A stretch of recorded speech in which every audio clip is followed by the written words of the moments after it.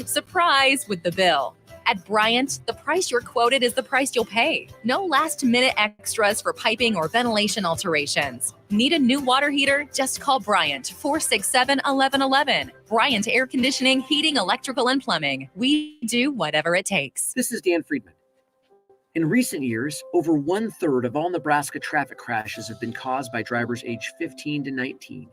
If you're a teen driver, don't become another statistic. Keep your eyes on the road. And if you're a parent, please remember that safe driving habits start with you. This message is brought to you by Friedman Law Offices. For almost 60 years, helping injured people. It's what we do. It's all we do. Find us at friedmanlaw.com today. Today on Hey Culligan, unnecessary contaminants. Here's the referee. Hey Culligan, that's a flag on my water for flagrant foul taste. Ooh, that's a tough one, ref, but the solution is a Culligan Smart RO drinking water system that reduces up to 58 contaminants, making your water safer and delicious. Yeah, I guess I missed that call. And with the Culligan Connect app, you always know when your filters need changing. The water's up and it's good. Good call, ref, and we're already on the way. Try a Culligan water softener for just $9.95 per month. Go to CulliganLincoln.com. Working at Continental in Lincoln isn't a job, it's a career. And right now they've raised wages again, and they're hiring for production operators at $22.07 per hour, and other select jobs starting at $23.77 per hour, with wages growing up to $29.71 per hour. Continental also has salaried jobs available and great benefits, plus medical and prescription costs at very low premiums. Dental, vision, and life insurance are offered at no premium cost to the associates. To learn more or to apply, go to continental-jobs.com with keyword Lincoln. Come work at Continental today. Action Plumbing, Heating, Air, and Electric ensures our home and office HVAC systems run smoothly throughout the year to provide maximum comfort and convenience.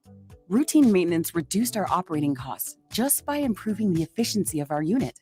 Consider a maintenance agreement to ensure you too receive priority for services and scheduling. This helps meet manufacturer warranty requirements. Action delivers honest quality services we can count on. To learn more, visit actionlincoln.com.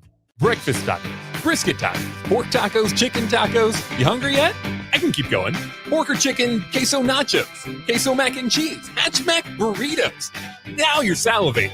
Muchachos is Lincoln's premier New Mexico barbecue fusion restaurant. And you can't miss them in their bright blue building. Pair that great food with delicious coffee for breakfast and a variety of local and national beers on tap the rest of the day. Order your food online at yomuchacho.com or visit them in person at Muchachos on South 11th Street between L and K Streets. 93.7 The Ticket, Fox, KFXL weather. Brought to you by Bryant Air Conditioning, Heating, Electrical, and Plumbing. A mix of sun and clouds this morning, then becoming mostly sunny this afternoon. We'll see temperatures rebounding somewhat to around 37. It will be a little windy, though. Southwest winds gusting over 25. Partly cloudy tonight with a low down to around 24. A mix of sun and clouds tomorrow, not quite as windy, with a high of around 39. I'm meteorologist Tim Wright for 93.7 The Ticket and theticketfm.com. This is Lincoln's home for sports talk on the FM dial. Also online at theticketfm.com. On the internet. KNTK FM Firth, 93.7 The Ticket. This is On the Block with Strick and Bach. Nebraska Basketball Hall of Famer and 9-year NBA vet, Eric Strickland. Strickland for three! You're going to go out of here as the Big 8 tournament champion. 93.7 The Ticket veteran and Bill Callahan fan club president, Jake Bakovic. I love Billy. Coming at you live from the Coppel Chevrolet GMC studios in the heart of Lincoln, America. On air and online at theticketfm.com. This is On the Block with Strick and Bach. Hold up.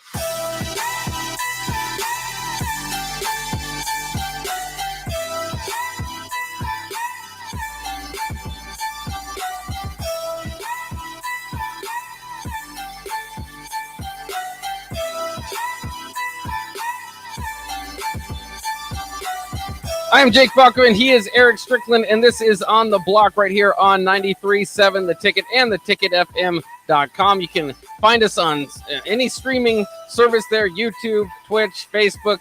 We got them all rolling here for today's show. Strick, how's it going today? Today's a wonderful day, cold, but I already know you know that. So it's not nothing that I'm not telling you. It's a little chilly today. It's a wonderful day. I'm here. We're here. On the block, we're going to have a wonderful talk and get into it. Let's get it. Yeah, we have Evan Bland of the Omaha Board Herald set to join us here in about 20 minutes, so we have that to look forward to, as well as, of course, Shootout with Strick at the end of the hour. But I did want to start with something kind of interesting that's popped up. We'll talk a little bit more about it at the 5 o'clock hour, but just wanted to get your initial thoughts real quick, Strick, on Iowa AD Gary Barta saying that the Big Ten is considering scrapping divisions and going to an 8-game format, in which case Nebraska or any team in the Big Ten would have 3 opponents that they would play year in and year out. And then would kind of have a round robin ever since, for every other game. So you'd still play everybody in, every couple of years or whatever, but you just have 3 dedicated rivals. Do you like that sort of idea for the Big Ten, which has been a little bit imbalanced? The Big Ten West has yet to win a championship game since they've went to that divisional alignment in 2014. We're not gonna dig deep into it, but I will say that with the emergence, we already see the power, the structure that's going on down at the SEC, also with the potential joining of Oklahoma and Texas in the next few years. I felt like the Big Ten had to do something. And I think, obviously the Pac-10 has been down a little bit in order to increase their recruiting base and to make it a little bit more appealing to some football players, basketball players out there, both men and women's. Then it would also bode well for them to look at options and look at opportunities for that to happen. Also, with only the power structure there at the ACC with Clemson and Florida State and who's been down, and then you have Miami that's been down, and they're looking for ways to emerge as well. And so, if it can be finalized and worked out, I think it would be something that would bode well for the strength of what they're trying to do at the Big Ten. Also, I think it would create some awesome numbers as far as financially, and that's some things we can talk about as we get into the 5 o'clock hour. Yeah, it's just fascinating stuff. Could be the changing of the landscape as we know it for Big Ten football and Nebraska's scheduling. It's kind of funny because we always kind of do that years out look at, I better look at the 2027 schedule and try to think about who the Huskers are going to play, even though I don't know any of the players that will be on the team.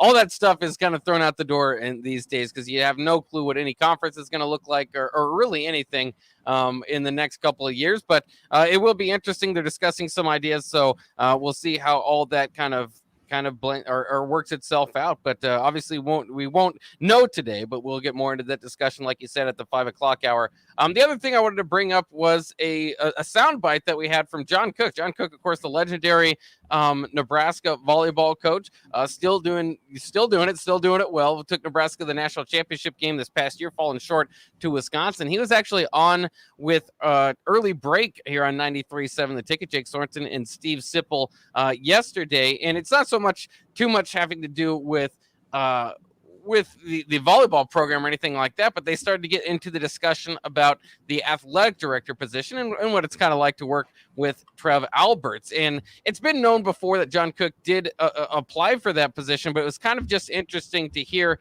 his thoughts and maybe why he applied for that position. So I'll go ahead and play that now for you and we'll react to it. There was just this craving by the athletic department and the coaches, like, can we get somebody in here that understands coaches and will work with coaches and help this athletic department be better and get it. And so that got going. And yeah, I did have an interview, and it was a great process to go through. Mm-hmm.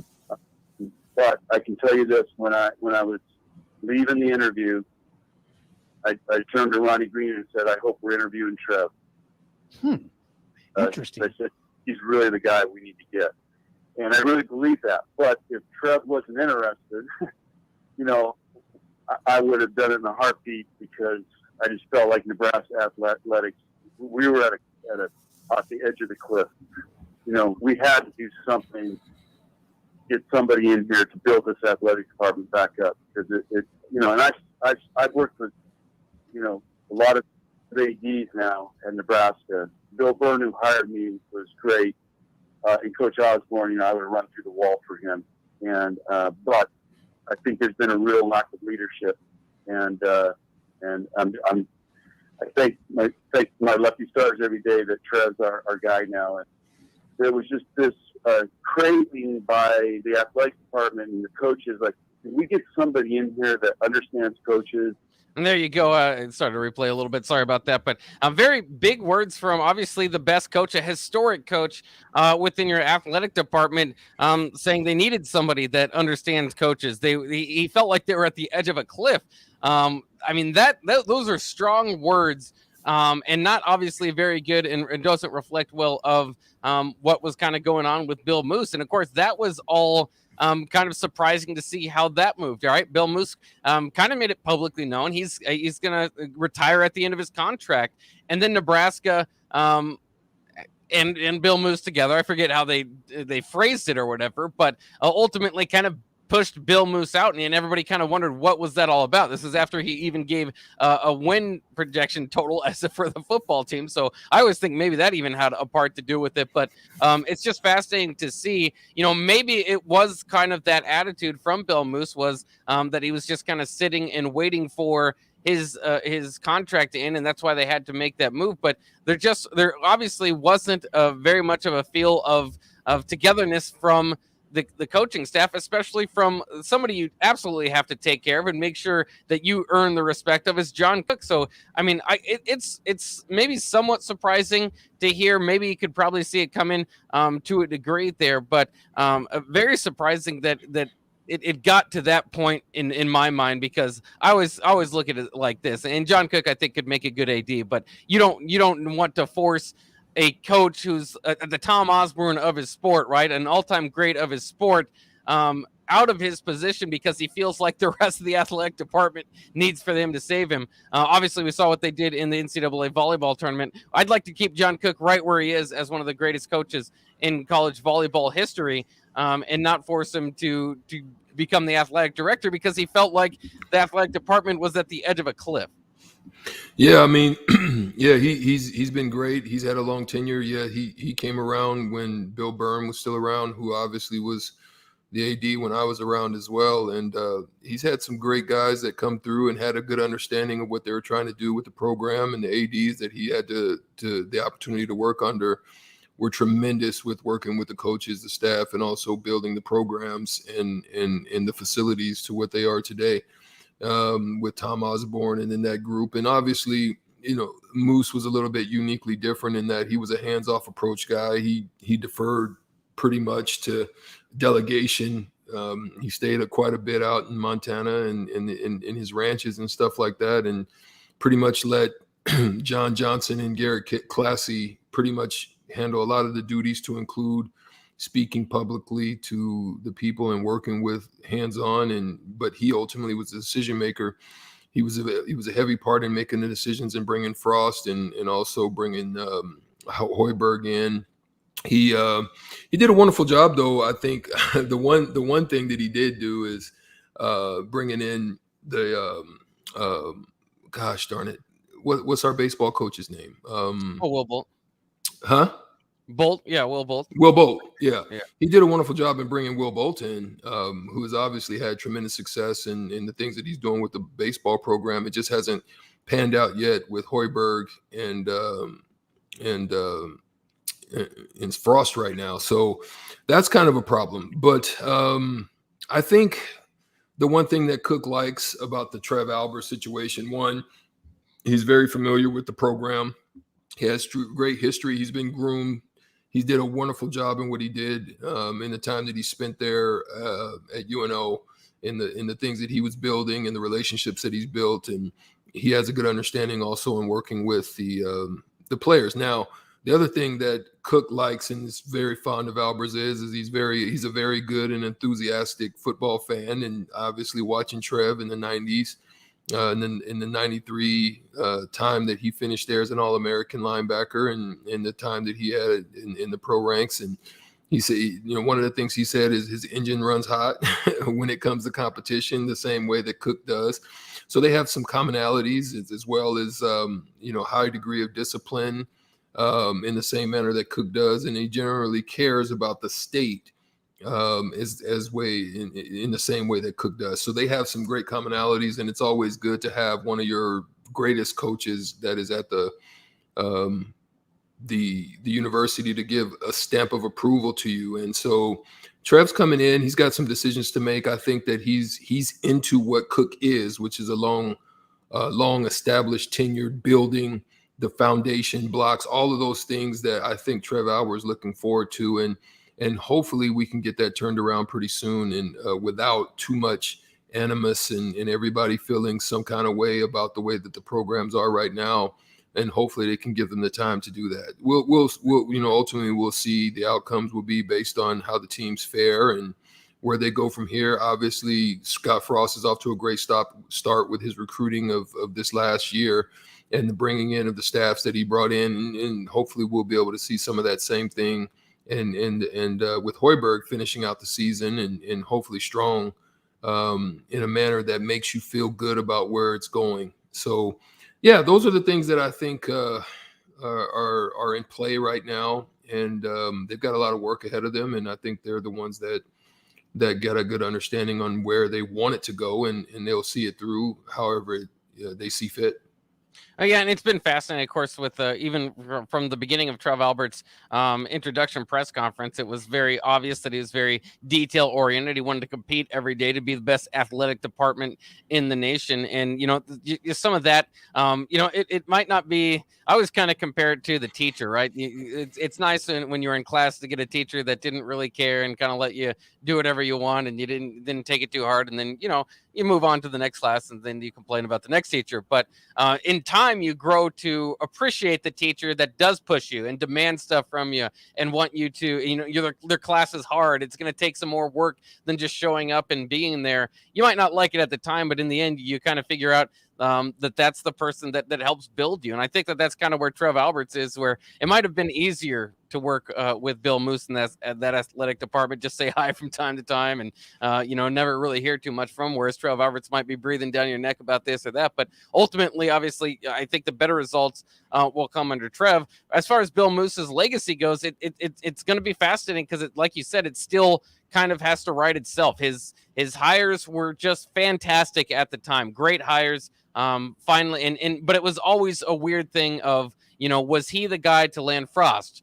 Probably not. He was probably the guy that they hired that would work along with Frost, right? But more importantly at that time was to get Frost. It wasn't to get whatever athletic director, just find a guy that works along with him. So his big accomplishment, I think, was getting Fred Hoiberg.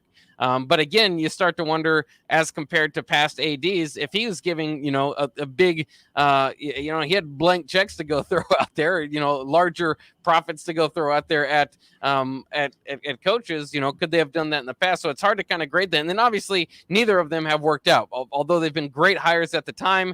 It's not over yet, but both of them are not in the right trajectory right now and have been very difficult programs even to watch at times. So there's still a lot left out there, but I think it becomes more clear when you hear something like that from John Cook why there was this movement in the summer before this past season, and not just to let Bill Moose and kind of wait and sit until his retirement was going to come, to get it early and try to get a jump start on the rest of that stuff. And when you compare Bill Moose to past athletic directors, it'd be hard to say that he's worse than Sean Eichhorst or Steve Peterson, some of those names that John Cook didn't mention as good names as athletic directors, and those are well known why those things didn't work out. Their football moves just didn't work out, and that kind of leads overall to the athletic department. That's the stain on their legacy. But I still kind of think back to Sean Eichhorst having Bob Diaco. Being so impressed with Bob Diaco that he had John Cook included and all these guys, the whole athletic department, watch how Bob Diaco works as an example of how they should do it.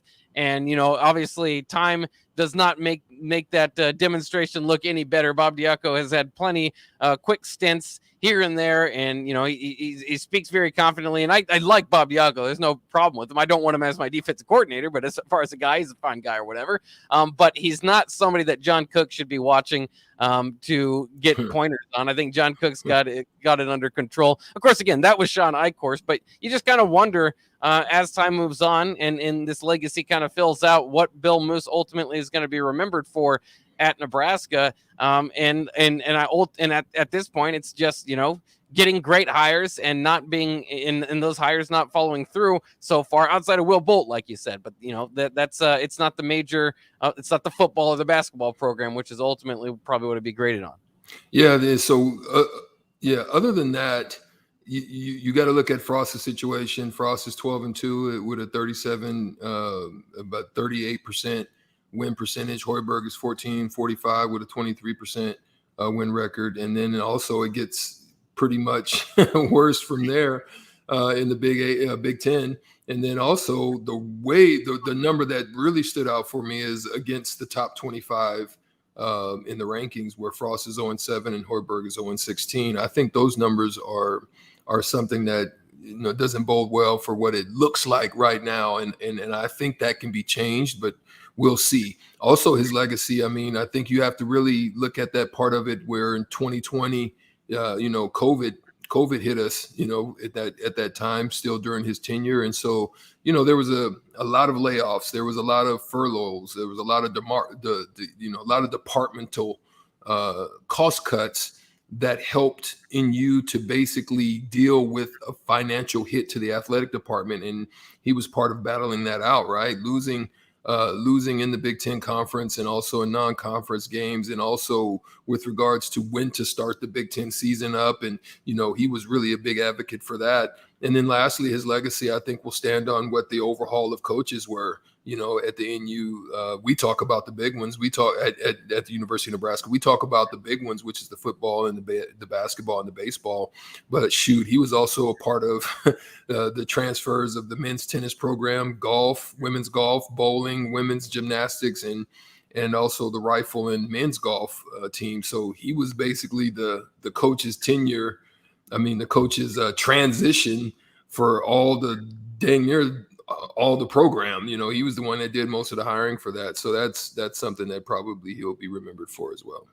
Yeah, and it's fun too, because I know Trev Alberts wants to compete for the Director's Cup, the kind of the athletic department of the year type of thing, and that's something that Nebraska hasn't been very close to. So it's more of an attention to details when we say that, attention to all the programs in Nebraska athletics and trying to improve those and improve their rankings overall against other schools. So it's going to be fascinating to see how it plays out. Again, Trev has a long way to go, I think, as athletic director here. He hasn't made any major hires. He's kind of still, I guess so far would be graded on his patience with the previous hires, which were big hires and I think deserve some time to see if they can eventually flourish, because it's going to be tough to be able to get those big hires again. Maybe they can, and that's what you hope from your athletic director, but it's just fascinating. I think that Nebraska is in good hands with Trev Alberts, and if you don't believe it from me, obviously hearing it from John Cook will make you feel a little bit better. We got to get to break though, and when we come back, we'll talk about some of this stuff as well as the Big Ten considering scrapping divisions with Evan Bland of the Omaha World Herald. He's coming up next here on The Block on 93.7 The Ticket.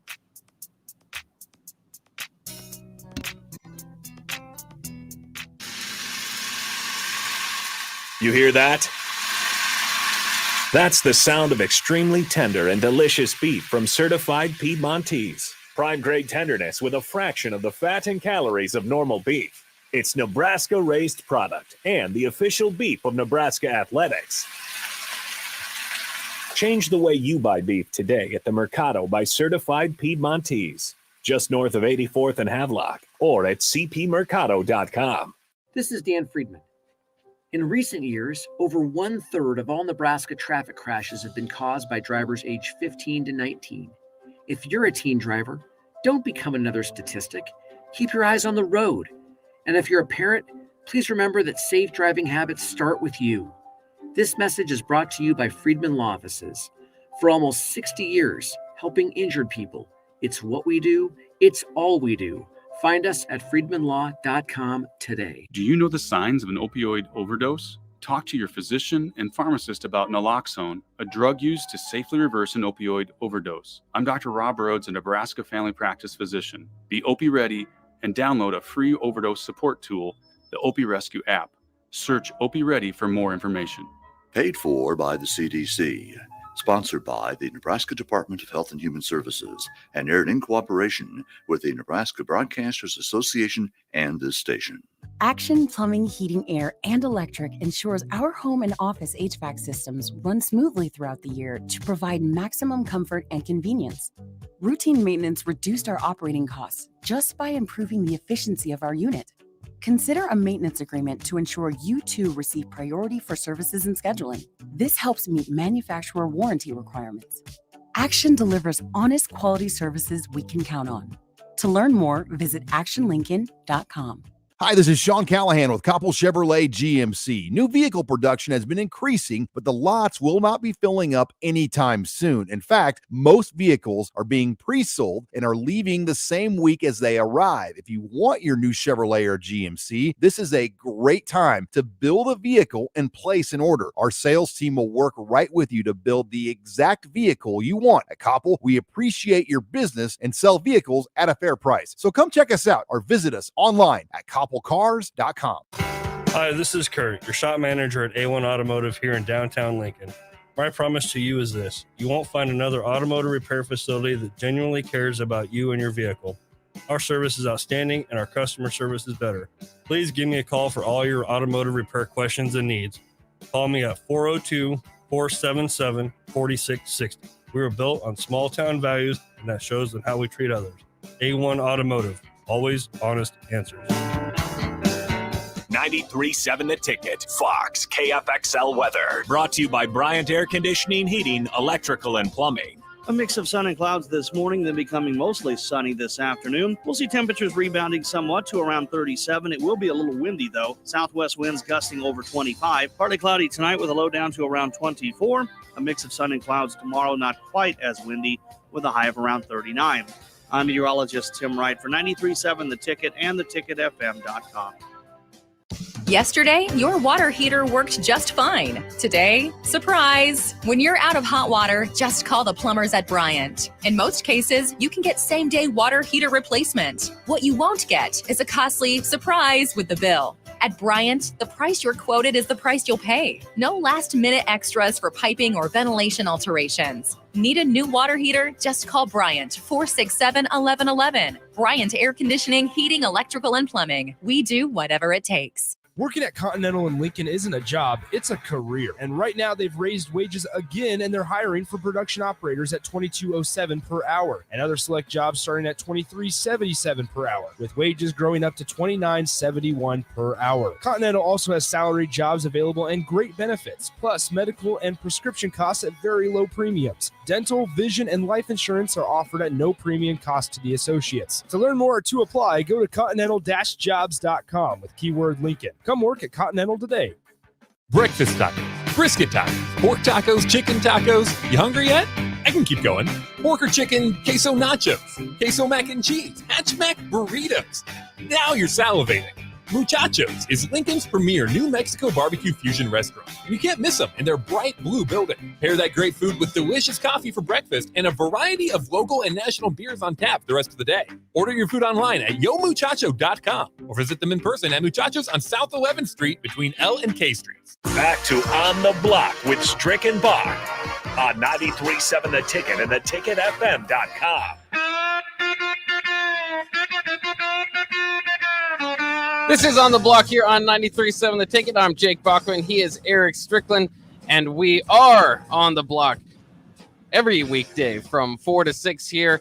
I did want to mention this before we get to Evan Bland of the Omaha World Herald. Last night I went out to the movies and saw the movie Scream. You a big Scream fan, Strick? Yeah, I saw it when I was going to the cigar lounge yesterday to just grab a few before I went back to check out the site. And man, I peeped it out and I was like, are they trying to do a remake of it or what's going on? So I'm intrigued because I was a fan of the franchise and I'm interested to see kind of where they tried to take it and what they did with it. It seems like everybody's trying to do a remix of something. So, I mean, I saw the remix of Dune and I saw the remix of, some of the other movies that are out there. The one that I'm really interested in seeing is an Avatar 2 or some form of a remix there. And kind of where they take that, but there's some movies out there that they're trying to remake, Shaft, and just a lot of them. They kind of brought them back, and So it's going to be interesting. Yeah, the original ideas don't work out in Hollywood too much anymore. Now it's kind of just regurgitating past decades and what has worked in the past, and it works pretty well, especially when you get someone like you said. For me, wait, real quick. There's one other that just popped in my head. It's Predator. I'm interested to see where they go with that. I hear that they're trying to do something with that. So that's another one that I'm interested in taking a look. Oh, they got to bring Arnold Schwarzenegger back for that Ooh, one. But that would be good. I just like it. I like it because now it's the same thing. Like when I was growing up, my parents would say, "Oh, they made this before," or whatever, and then I liked my generation's version of it. But just to see kind of the new takes on them are very cool. Evan Bland of the Omaha World Herald joining us now on the Honda of Lincoln hotline, 402-464-5685. Evan, were you a big Scream fan? Yeah, I was. It's interesting. I have talked to some people younger than all of us are who grew up only knowing Scream through the Scary Movie series, the parody movies. Oh, and wow. so I've heard some people who only knew that, who have seen the new Scream, thinking like, hey, is this supposed to be funny? Is this a joke? Like, it's kind of a weird deal. But yeah, the thing that the original Scream stood out because it was the first sort of look of like what a horror movie was. Like, it broke down, the slasher films and kind of the ridiculous nature of it, while actually being a pretty good scary movie in and of itself. So I haven't seen the new one yet, but big fan of the franchise, and it's something that so many other movies have sort of riffed on since then. So it's pretty good. So Evan, real quick, what's your favorite scary movie? Exactly, and that exact thing. Like, if some people think that's funny, like scary movie, but yeah, like that original scene.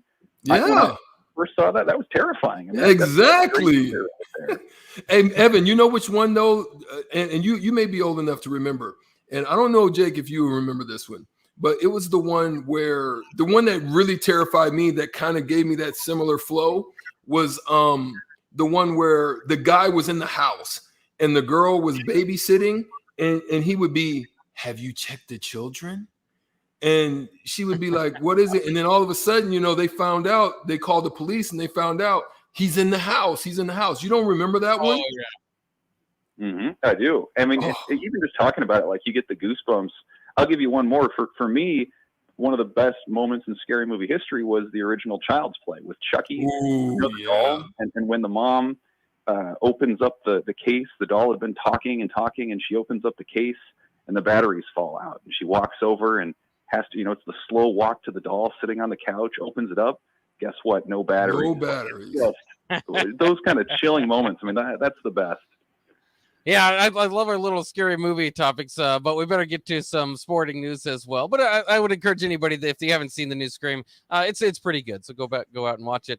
We were talking about before we had you join something that was kind of interesting. John Cook joined early break here on the ticket the other day and said things like that he, well, first of all, said that he did apply to be the athletic director here after Bill Moose was kind of pushed out, and he described Nebraska athletics as being at the edge of a cliff, so it sounds like not all was well under Bill Moose there toward the end. How do you think that his legacy is going to end up being? Does it ultimately just have to do with if these guys can get it turned around, or the fact that they weren't able to get it turned around under his watch? Would all the credit, even if they do get it turned around, go now to current athletic director Trev Alberts?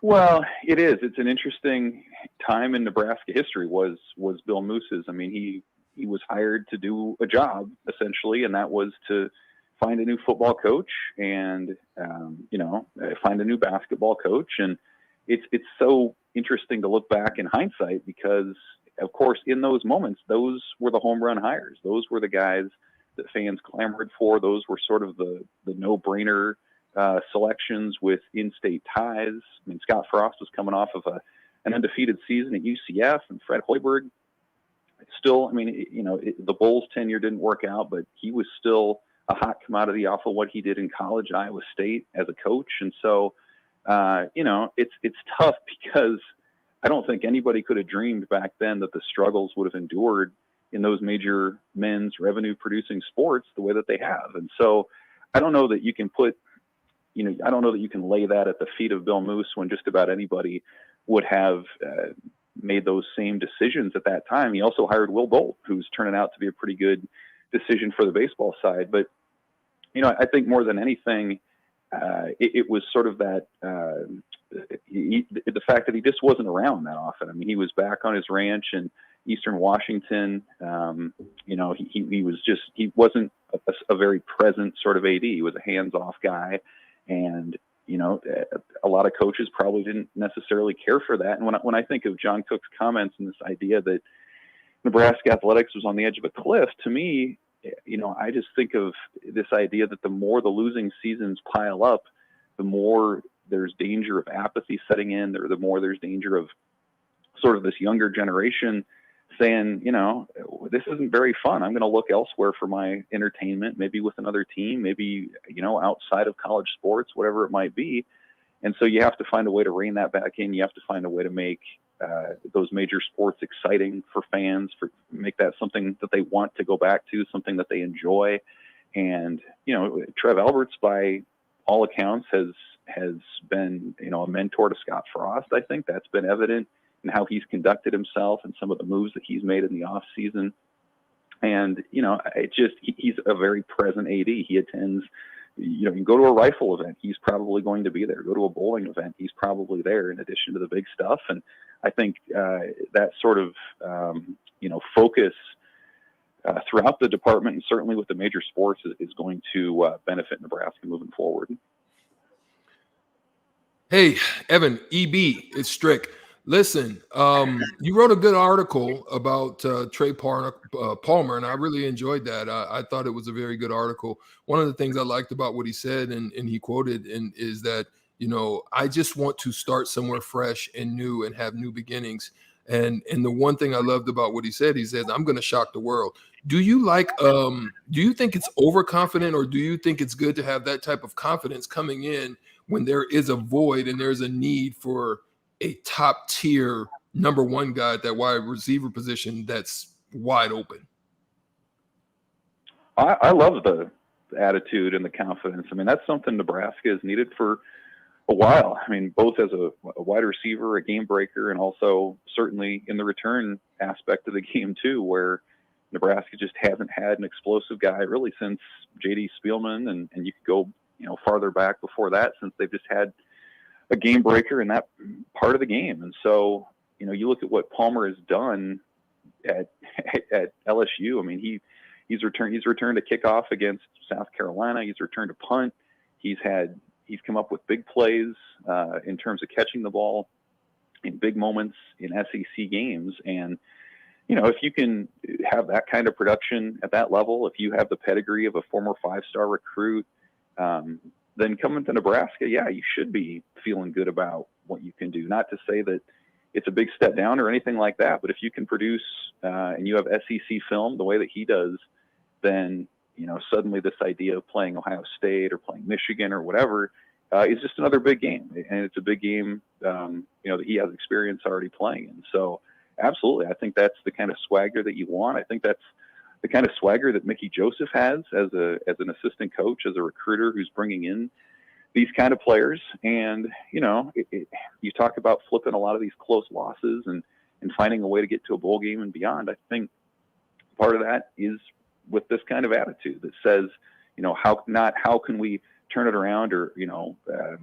what do we have to do to break through? But just this idea that it's going to happen. We're going to do it.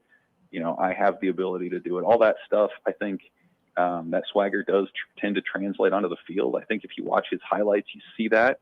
And certainly those are positions of need for Nebraska. And if he can translate that over, that's going to be a major upgrade, I think, to what Nebraska has, maybe on par with what Casey Thompson will deliver at quarterback, and maybe Brian Buschini at punter too. But I think Trey Palmer's right there when you look at some of the biggest impact transfers for 2022.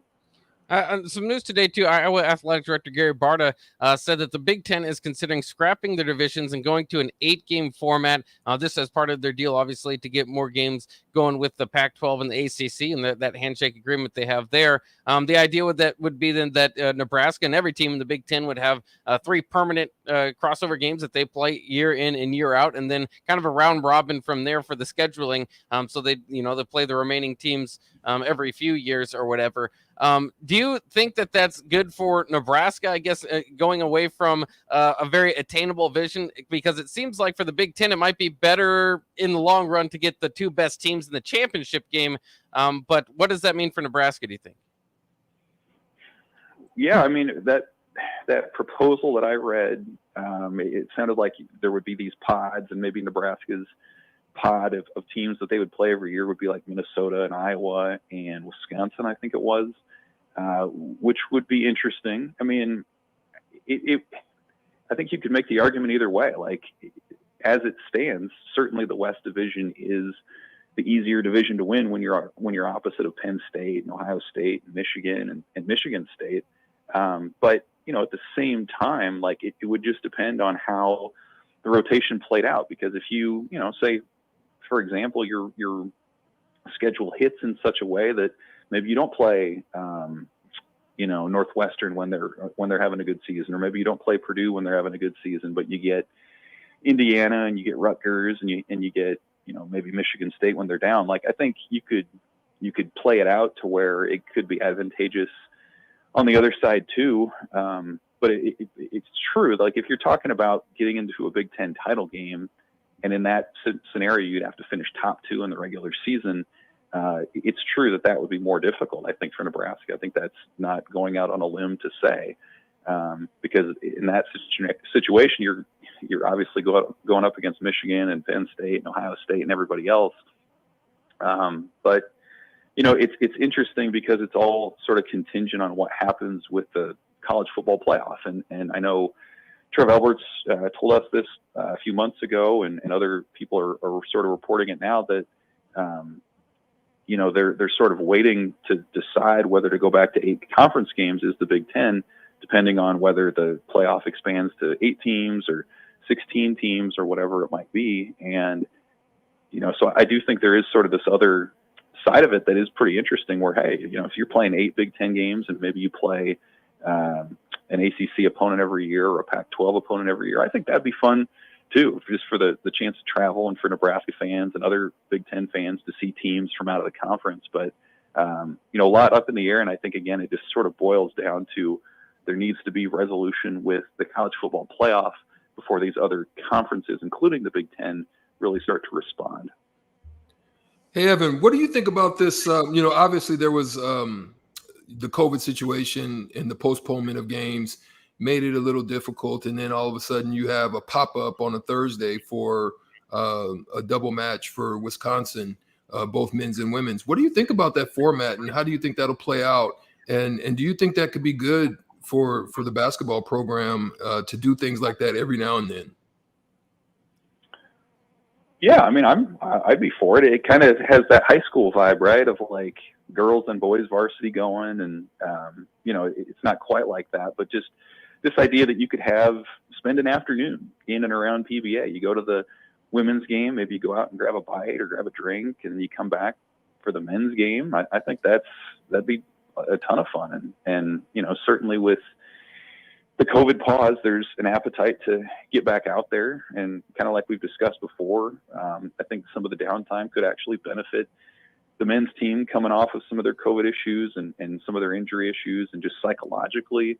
And then the women's side, I mean, they've just been a ton of fun to watch, and the way they've found ways to win games and be competitive and have some star power and have some fun doing it with their bench celebrations and all this. So, yeah, I mean, we're sort of in the doldrums of winter here, where we're a long way from football season, where it's still too cold to be thinking too much about baseball and spring sports. And so, yeah, if you can camp out inside PBA for an afternoon and evening and take in some competitive games, I think that's only positive. One last question for you from my side. So they're going to have to do something quite unique, being that they're coming off COVID protocols. They're going to have to wear a mask this game. So who is your greatest mask marauder in any sport of all time?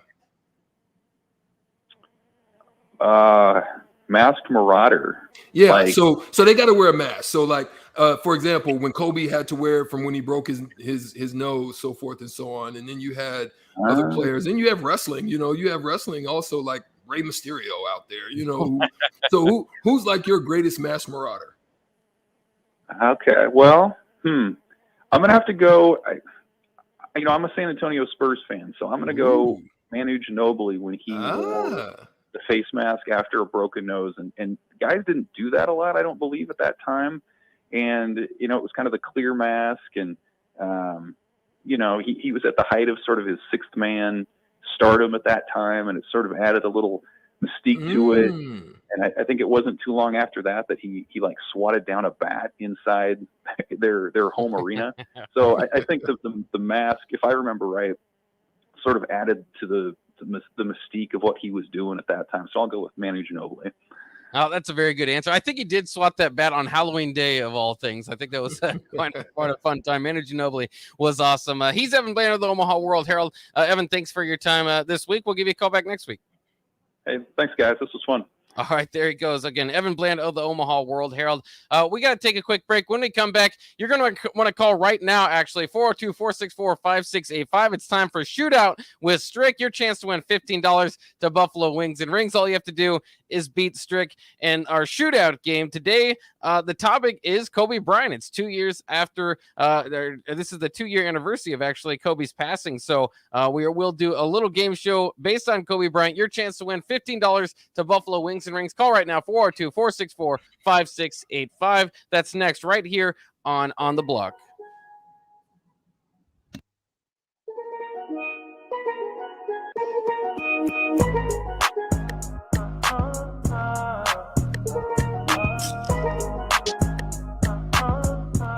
Working at Continental in Lincoln isn't a job, it's a career. And right now they've raised wages again and they're hiring for production operators at $22.07 per hour and other select jobs starting at $23.77 per hour, with wages growing up to $29.71 per hour. Continental also has salaried jobs available and great benefits, plus medical and prescription costs at very low premiums. Dental, vision, and life insurance are offered at no premium cost to the associates. To learn more or to apply, go to continental-jobs.com with keyword Lincoln. Come work at Continental today.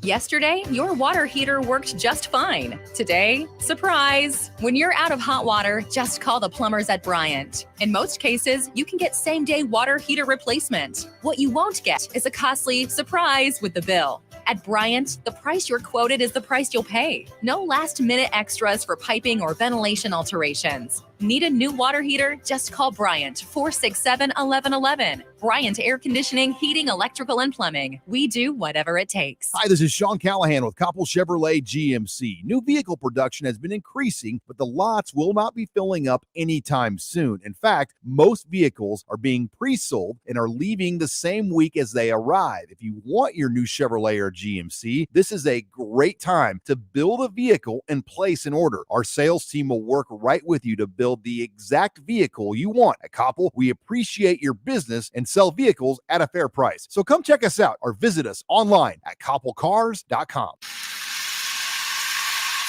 You hear that?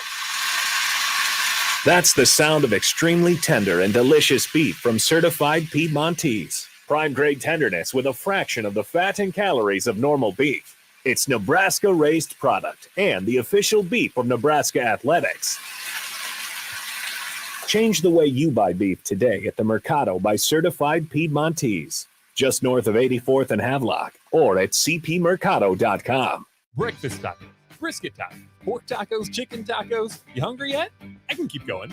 Pork or chicken, queso nachos, queso mac and cheese, hatchback burritos. Now you're salivating.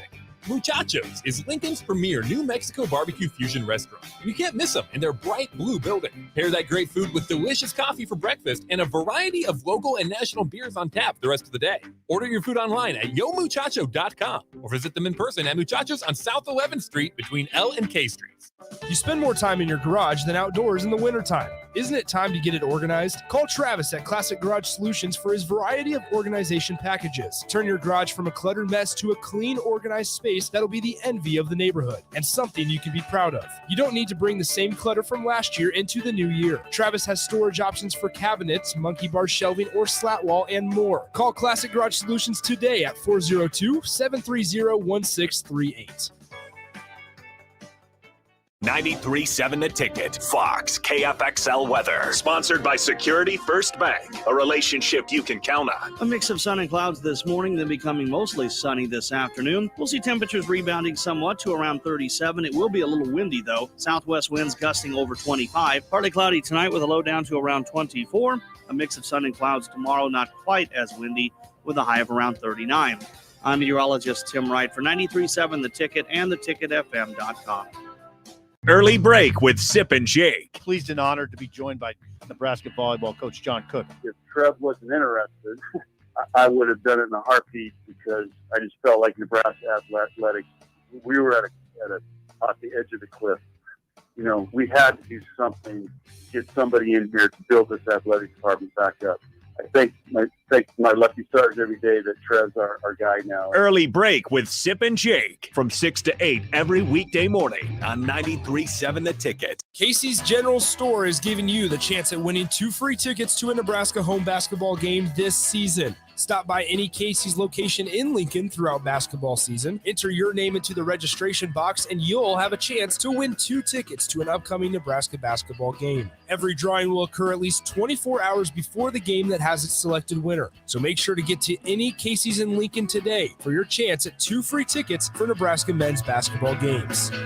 Fruitcakes are just for Christmas, right? Gosh, I feel sorry for you. I mean, what if we had done that with bacon? Bacon is only for breakfast. We'd never have bacon cheeseburgers. We'd never be able to save a salad by adding bacon bits. We'd never have Brenner. That's breakfast for dinner. Don't limit yourself. Fruitcakes for St. Patrick's Day. Fruitcakes for graduation. Fruitcakes for Thursday. Beatrice Bakery and Grandma's Fruitcakes are perfect for every occasion. Check them out in downtown Beatrice or online at beatricebakery.com. Welcome to our world of yum. It's time to play Shootout with Strick. Call now, 464-5685, to take your shot against Eric Strickland. Shootout with Strick. Brought to you by Buffalo Wings and Rings. Time to play the game! It's time for Shootout with Strick here on the block on 93.7 The Ticket. We have our contestant ready on the Honda of Lincoln hotline. It is Dave. Dave, you a big Black Mamba fan. Today we are doing a game show based on Kobe Bryant. I'm in trouble. Oh, you're in trouble. Well, the good news is it's just either or format for the most part. So you have a 50% chance either way. But either way, we will start with Strick so you know how many points you need to attain.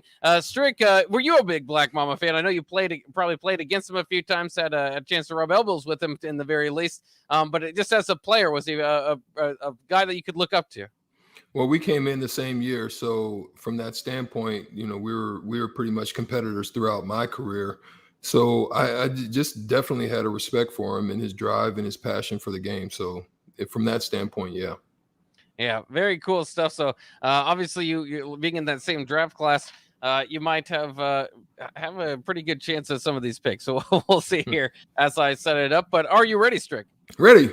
All right, here we go. In 3, 2, 1. How many times did Kobe win the MVP? 1 or 2? 2. There's actually 1. Which year did Kobe win his MVP? 2008 or 2006? 6. It was 2008. Which year did Kobe win the slam dunk contest? 1997 or 1998? 7. That's correct. How many all defensive first team selections did Kobe have? 9 or 7? 7. It's actually 9. And which pick was Kobe selected with in the 1996 NBA draft? 9.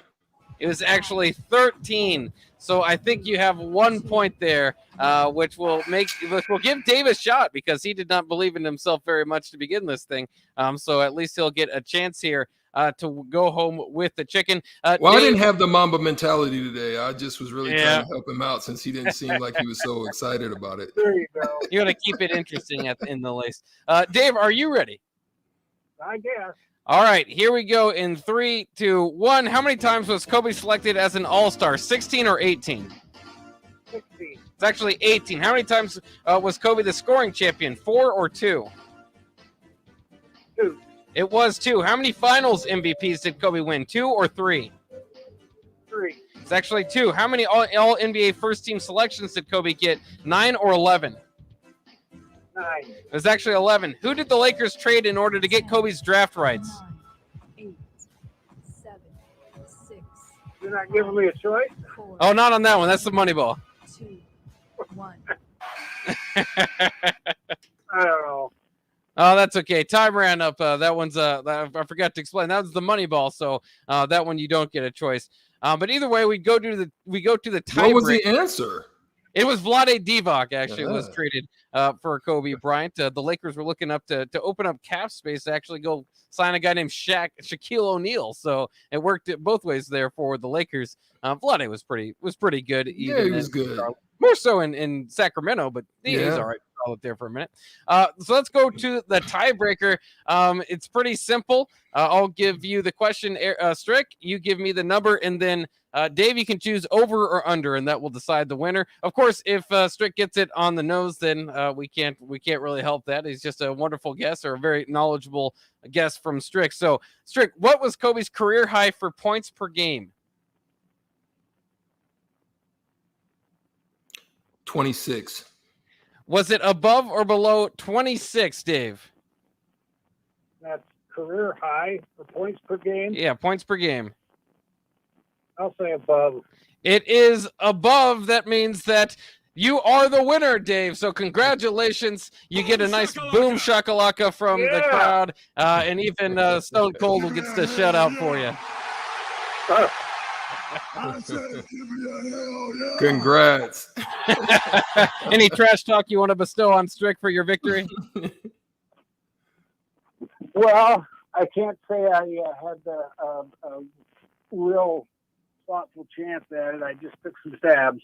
Well, that's all it takes sometimes, as you are the winner of $15 to Buffalo Wings and Ring. Thanks again to Dave for playing. And of course, if Strick does win, if you're confused on the rules, then caller number 3 gets the chicken. So, but today Dave goes home with the chicken, and it was a nice game of shootout with Strick in honor of Kobe Bryant. And what was the number? And what was the number? 35.4 he averaged. You said 35? Yeah, he averaged 35.4 points per game one year. You said career. I said career high.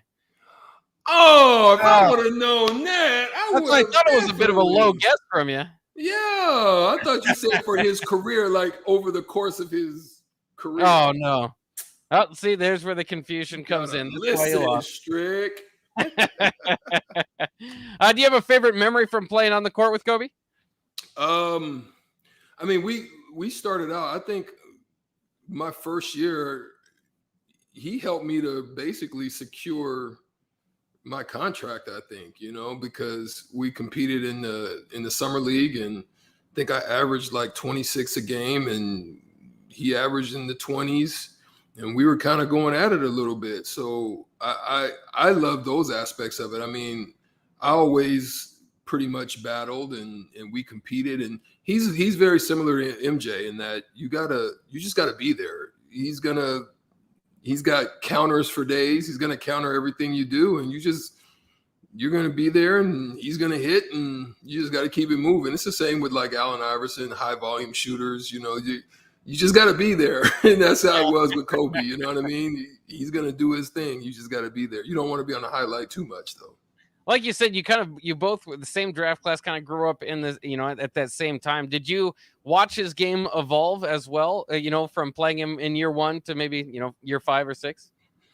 Oh, there's no question. But he was very confident. He maintained a high level of confidence, and he was a student of the game. He studied the history. He wanted to know, and he wanted to be and become the best. And he took the challenge, and he took it on with Shaq, and he took it on his own, and he took the lumps, and he fought back and won it on his own. And so he's just one of those guys that just never gave in, never gave up. He wasn't going to quit. He was going to fight to be the best, and he challenged the best. He wanted to defend the best, and he was just that guy. He had the same type of his mentality was probably even a little bit more. I thought I was competitive. He was next level.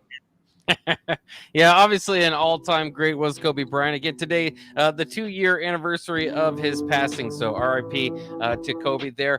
We do got to take a quick break, though. When we come back around the corner, it's the final hour on the block. We'll jump more into the Big Ten's plans, perhaps in scrapping divisions and going to an 8-game format. What will that mean for Nebraska? And you let us know on the Honda or the Sauter Heyman text line 402-464-5685. Which 3 teams you would like Nebraska to play for every year, because that would be within the new format. That's coming up next year on the block.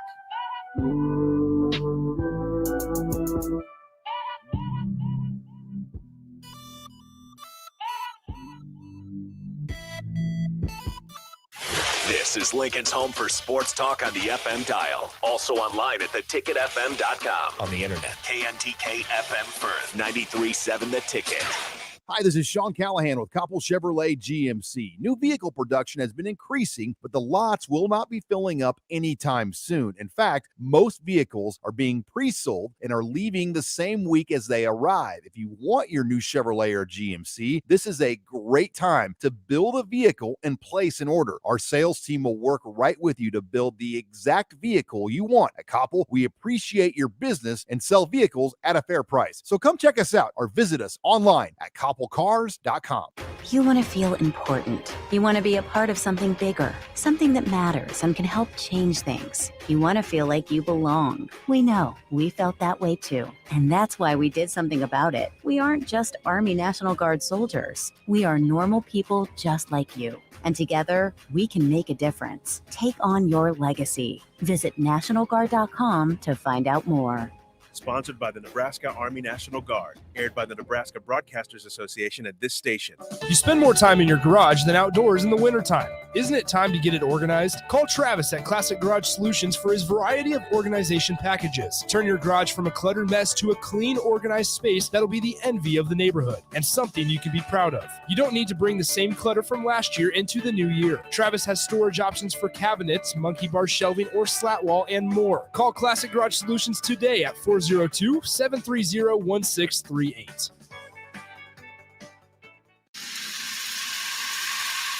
You hear that? That's the sound of extremely tender and delicious beef from certified Piedmontese. Prime grade tenderness with a fraction of the fat and calories of normal beef. It's Nebraska-raised product and the official beef of Nebraska Athletics. Change the way you buy beef today at the Mercado by Certified Piedmontese, just north of 84th and Havelock, or at cpmercado.com. Fruitcakes are just for Christmas, right? Gosh, I feel sorry for you. I mean, what if we had done that with bacon?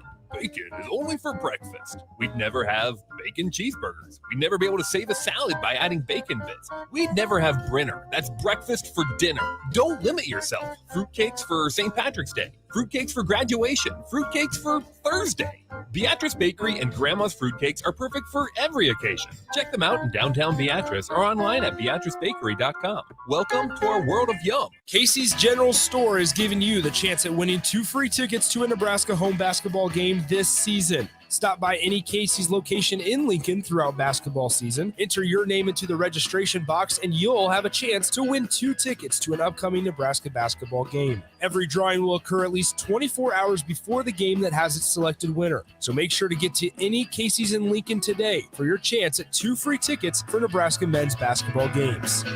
My name is Rebecca. I struggled with depression for years. I also smoked. That was my world. Finally, I realized that smoking wasn't helping me. It was making my life worse. So I took control and I quit. Now I'm able to run again and take walks with my grandkids. My tip is there's another world out there, and it's a beautiful place to be. Call the Nebraska Tobacco Quit Line, 1-800-QUIT-NOW, 1-800-784-8669. Paid for by Tobacco Free Nebraska. Aired with the Nebraska Broadcasters Association and this station.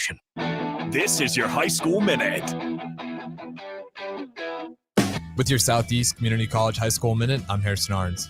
In basketball on Tuesday, January 25th, Norris lost to Bennington 49-43. Lincoln Southwest dominated in their game against Fremont 87-45. It was a team effort as 12 players from Southeast scored, Ryland Smith leading all scorers with 17 points. Lincoln Southwest now sits at 9-5 on the season. The Lincoln Southwest girls would lose to Fremont 49-45. Taylor McGabe for Fremont would lead all scorers with 21 points and would surpass 2,000 career points. Lincoln Pius lost to Omaha Scud 56-51. The Lincoln Pius girls would also lose in their match 45-39. Waverly beat Elkhorn 44-39. The Lincoln Lutheran girls would win over Bishop Neumann 28-14. In cross-country news, Fremont's Ellie Dahl has been named the Gatorade Cross Country Runner of the Year. This has been your High School Minute, sponsored by Southeast Community College, with locations in Lincoln, Beatrice, and Milford. Learn more today at southeast.edu. Early break with Sip and Jake. Pleased and honored to be joined by Nebraska volleyball coach John Cook. If Trev wasn't interested, I would have done it in a heartbeat because I just felt like Nebraska Athletics, we were at the edge of the cliff. You know, we had to do something, get somebody in here to build this athletic department back up. I thank my lucky stars every day that Trev's our guy now. Early break with Sip and Jake from 6 to 8 every weekday morning on 93.7 The Ticket. This is On the Block with Strick and Bach. Nebraska Basketball Hall of Famer and 9-year NBA vet, Eric Strickland. Strickland for three. You're going to go out of here as the Big 8 tournament champion. 93.7 The Ticket veteran and Ortega connoisseur, Jake Bakoven. I like Ortega and I like pepper. Coming at you live from the Coppel Chevrolet GMC studios in the heart of Lincoln, America. On air and online at theticketfm.com. This is On the Block with Strick and Bach. Hold up.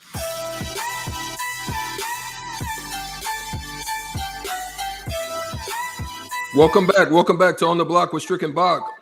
Strick, and as my partner Jake Bakoven. We're here on 93.7 The Ticket FM. You can find us on YouTube and all the streaming platforms that are out there, to include Twitch and all the other ones.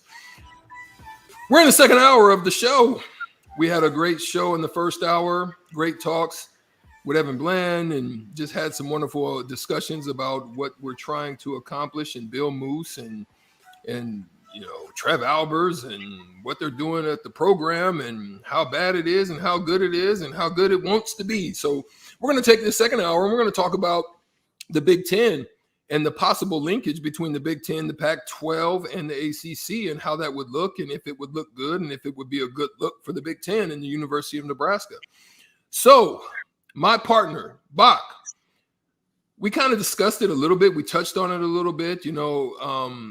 I really would like to understand a little bit more on how it can work, when it would work, what is the time frame on when it would possibly get started, because we all know that the schedules are something that have been put out for multiple years. And is it something that can be implemented within the next few years? Is it something that's about 5 to 6 years out?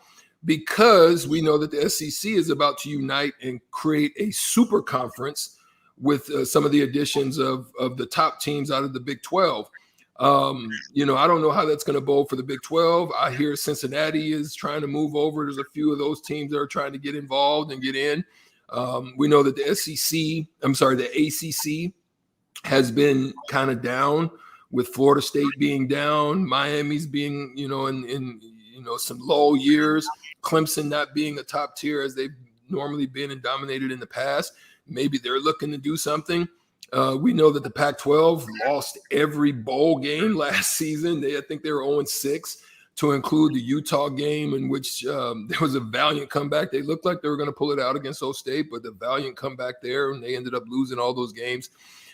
They're trying to get in and trying to do something, and it's some money involved. There's some money out there, I'm sure, to be made, and the conferences are just trying to figure out a way in which to compete with the SEC. So what is your initial mindset about how this could work, and do you think it is something that can kind of put the Big Ten into that super category of power conferences?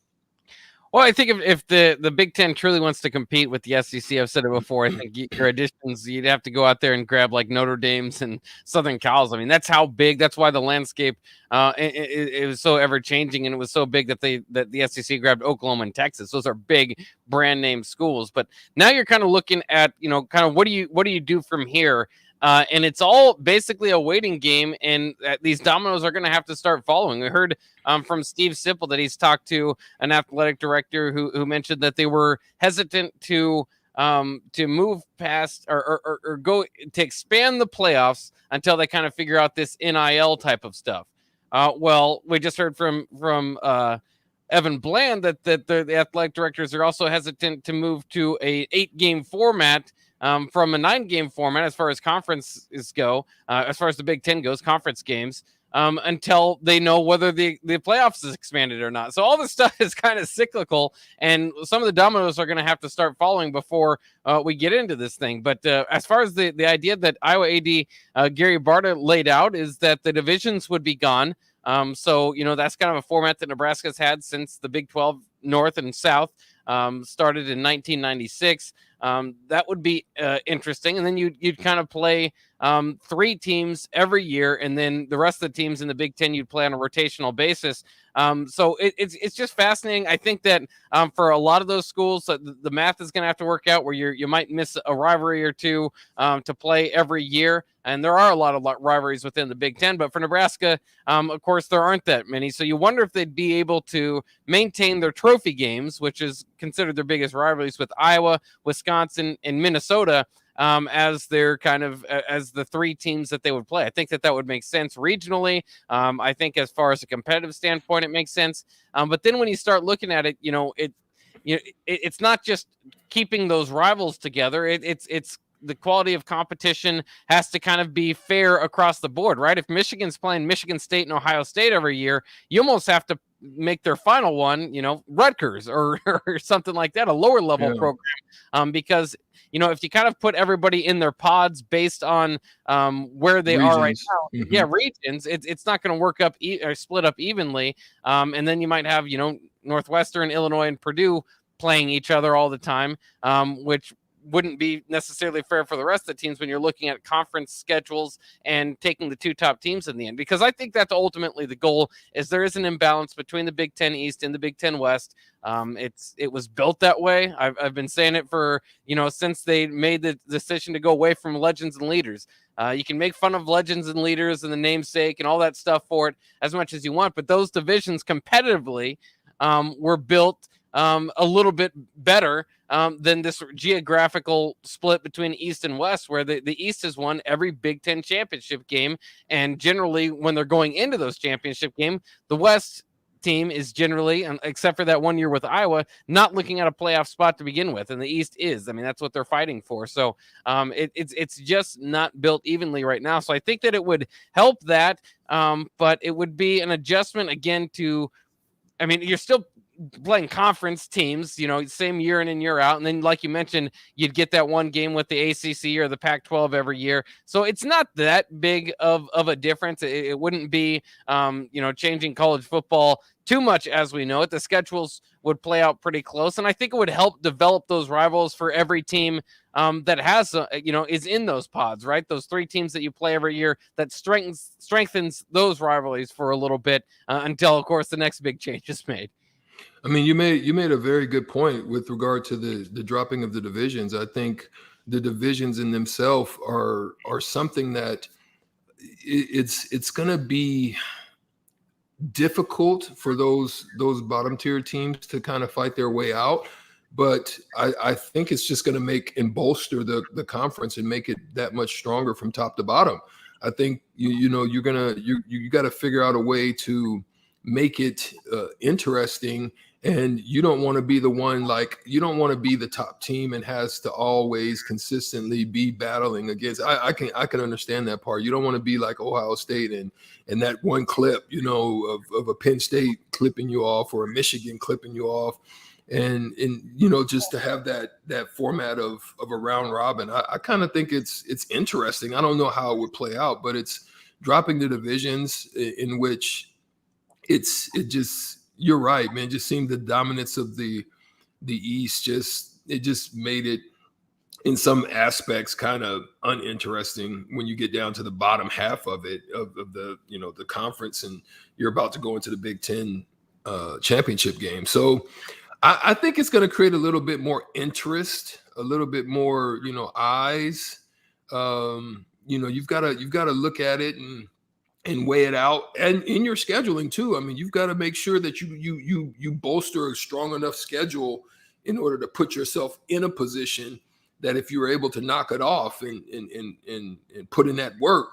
So how are they going to schedule the strength of what if you have a tie, right? So those are the things I'm going to be interested in seeing. Okay, you don't have it, but you're a top 2 team, but you have 3 teams or so that have, the same type of records, 10-2 in conference, or I'm sorry, if you're playing 8 games, you're 8, you have 3 teams that have an 8-1 or 8-2 record, right? How do you determine who's going to be the one? I know you've got the matchup situations, but do you have a point scale? Do you have, strength of schedule that can similar to what it is in the top 25? I don't know how it's going to look, but those are, I'm sure, the things that they're trying to figure out and weigh out to determine how they're going to make it work. But I think it's an interesting, thing when you're looking at what the ACC is doing down there and how good teams like Ole Miss are getting, and teams that are still good in like Arkansas, even though they're not the top tier, you know what I'm saying? And then the roller coaster rides of the LSUs and, then the Florida's up and down. And then, so I think it could be pretty cool, man. I really do. Well, and it's very interesting to see kind of, because all this stuff again does play together. The round robin thing, like you said, it would be interesting. We've seen the Big 12 kind of have a problem with this, kind of figuring out who does get into the championship games at time. It was kind of that scenario coming down to the final weekend in Bedlam. If games have gone the right way, that Baylor, Oklahoma State, and Oklahoma would all have the same record, and then you got to put 2 of them in the championship game. They'd all have beaten each other, so you got to drop down to the point differential. And there was even some complaints there at the end of what was that, the Baylor Oklahoma State game, maybe, or I think it was the Baylor Oklahoma game, where Baylor kicked an extra field goal when they didn't necessarily need to, and Dave Aranda defended, saying, "Hey, if this comes down to point differential, then any extra points are going to matter." So, I think that kind of gets in a silly world. So with the round robin, that is something to consider and something that you'd have to figure out. But I think ultimately you would get finally to the idea of getting the 2 best teams in the conference championship game. And I think that's overall the best idea, or the idea, I guess, that they're trying to follow. But you wonder if that even is a great idea in the long term, right? Because like a great example would be this past year. If Michigan beats Ohio State on rivalry weekend, and then both of them play in the Big Ten championship game, what does that victory mean, first of all? And then if Ohio State beats Michigan in the second go around, both of them don't get in. Neither of them get to the playoffs, and the Big Ten doesn't get any money. So yeah. I think sometimes it's kind of be careful what you wish for there. And then I think we have to do everything we can to try to avoid rematches. And, we're seeing them obviously from the SEC in the SEC championship game to the college football championship game. I think with the round robin idea, you're going to see more of that as well in the Big 10. We see it in the Big 12. And it can happen, obviously, with the scheduling the way it is now. But I just don't know if I want to see that. And then ultimately, if you do expand the playoffs, then you're in danger of playing 3 times a year, right? Yeah, and that's the crazy thing about it, right? Yeah. I don't know. Even with the SEC right now, I mean, every now and then, even though they're in opposite sides of the conference, but every now and then, Georgia and Alabama match up. Okay, boom, boom, boom. We pan out. Boom, we match up again. So they are also at risk of clipping one another out of the championship picture. I mean, it has worked out in the past, but there's some, been some times where they could have clipped both of them out, which would have been a travesty because they were definitely the best teams at those particular times, right? Yeah. I mean, and so it's something that every conference has to go with. I do think either way. I'm glad. I don't know if this is the ultimately what they need to come down to. I know they're pretty on board with going toward the eight conference games. If it's not 9, if they're going to make a change, obviously it would just go down to 8. And that's something that's kind of had some movement for years. But this is just kind of the beginning of an idea. Maybe there are some other ideas out there. Maybe you could keep divisions, just change the divisions once again. Maybe back to the old format that you had, not so geographically based, but more competitively based. That can be hard to do from year to year, right? Especially with a 3-9 Nebraska team that has a positive point differential. Sometimes that could be pretty difficult to do program wise. But overall, again, I go back to the fact that the legend and leaders was much more, separated competitively much more better. And I think they could do something like that again. So it's just fascinating to see those type of things. And then I did want to get to the response on the text line, Honda of Lincoln hotline, Starter Hammond text line 402-464-5685. We asked which 3 teams would you like Nebraska to play, because with this idea, they would have 3 permanent crossover rivalries that they play. And I guess it's not crossover because they're not going there's no division, so there's no crossover, but 3 permanent rivalries that they would play year in and year out. A lot of the idea has been Iowa, Wisconsin, Minnesota. Those are Nebraska's rivalry games right now. That's what Scott says on the text line. Another vote comes in for Iowa, Wisconsin, and Illinois, maybe to make it a little bit of a softer schedule. Illinois right now, not the program that Minnesota is, but again, who knows how that plays out in the long run. And Bo Lever says a new way for Nebraska to have a crap schedule. I don't know if he's saying a bad schedule or a good schedule, because it's kind of like last year was an incredibly difficult schedule, very, very enticing if you're talking about home games, right? I mean, you got to see Ohio State and Michigan and those teams come into Memorial Stadium. And then next year you get to see Oklahoma come in. So I think I don't think the scheduling has been awful. I think for years it's just been the problem that Nebraska, for one, has been placed in inferior divisions in the West and in the Big 12 North going back in those days. But part of that too was the expectation that Nebraska would hold their weight within those divisions. They're supposed to be the number 1 or 2 team in those divisions. And when they fall back to 3rd, 4th, now in the Big 10 West, to 7th, 6th or 7th, that's Nebraska not doing their end of the deal. So you can complain about not being able to play against the top level competition. But if you don't present yourself as a top level competitor, then, you've got problems within your own house before complaining about the schedule. Yeah, that's absolutely true. I mean, there's nothing really I can speak on with that. I mean, that just pretty much blandly states the whole case right there. And so you're absolutely right about it. It's one to keep our eyes on. It's one to watch how it develops. It's one that I'm sure they're not in a hurry, but it looks like they want to make it happen. It looks like that's something that they really want to solidify and come up with terms. And it seems like when I looked and did some research and talking and looking at a lot of the ADs, a lot of them, the 41 teams, I mean, they're pretty much with it. They're with it. So it's not like, I don't think it's going to fall by the wayside or be thrown out, with the trash. I think it's something that could happen, and it could happen fairly quickly. So we'll see. Coming back after this at the 5:25 hour, we'll have a discussion about the Mask Marauders. The Huskers will be playing basketball in Mask due to the COVID situation. We'll come up and kind of determine what our Mask Marauders are, the best ones of all time. We want you to text us on the Sutter Heyman text line at 402-464-5685 or on the Honda Lincoln hotline. Call in. We wanted your discussions. We want to hear from you as well as to who your best Mask Marauder of all time is.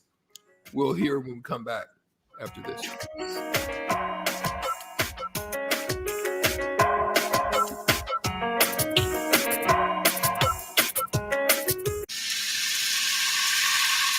You hear that? That's the sound of extremely tender and delicious beef from Certified Piedmontese. Prime grade tenderness with a fraction of the fat and calories of normal beef. It's Nebraska-raised product and the official beef of Nebraska Athletics.